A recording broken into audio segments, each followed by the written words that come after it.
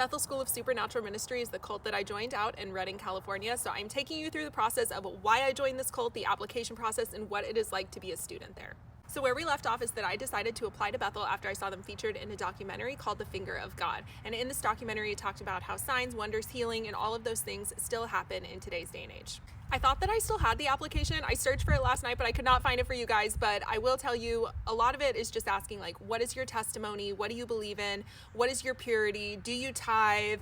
You know, just what is your history with the church? Have you ever volunteered or worked in the church? And just questions like that. So after I filled out the application, I received an email telling me what they needed for me for us to schedule our Skype interview. So the things that they needed for me were 2 personal references, a pastoral reference, and a picture of me.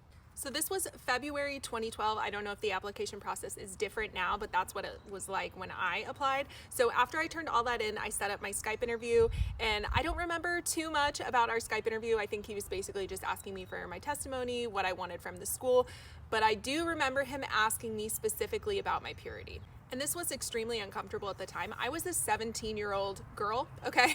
And the person interviewing me was a man in his 20s, I believe. So him asking me very specifics of like, do you touch yourself low-key, and like, do you watch porn, and like, are you sleeping with anybody? Like, these sorts of questions were being asked to me very directly, and now that makes me feel quite icky.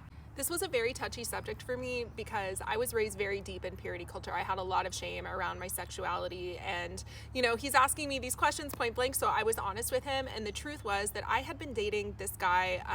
He was my high school sweetheart. He was so sweet. I feel really bad for him because we were together for almost a year and we were good together, and then I ended up joining the cult, and I got really weird because he was an atheist and we were like still able to make our relationship work before that. But once I joined the cult, it was crazy. Like, it's all I wanted to talk about, and then we mutually just decided that it like wasn't gonna work out.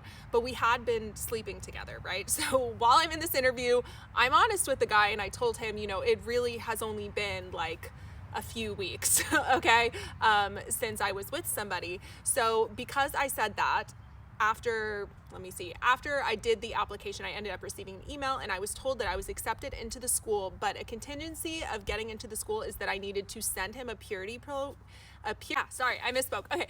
needed to send him a purity plan, and I needed to follow up with him throughout the summer. And lucky for you, I found my purity plan, and it is so cringe. I'm gonna read it to you guys, but I need you not to judge me. I was 17 years old sending this to some man, and I was trying to sound deeply spiritual. I was definitely just like saying things that I had heard in this documentary, like the verbiage and all of this sort of stuff. And if you've gone to Bethel, prepare to be triggered because just like the phrasing of everything is so Bethel.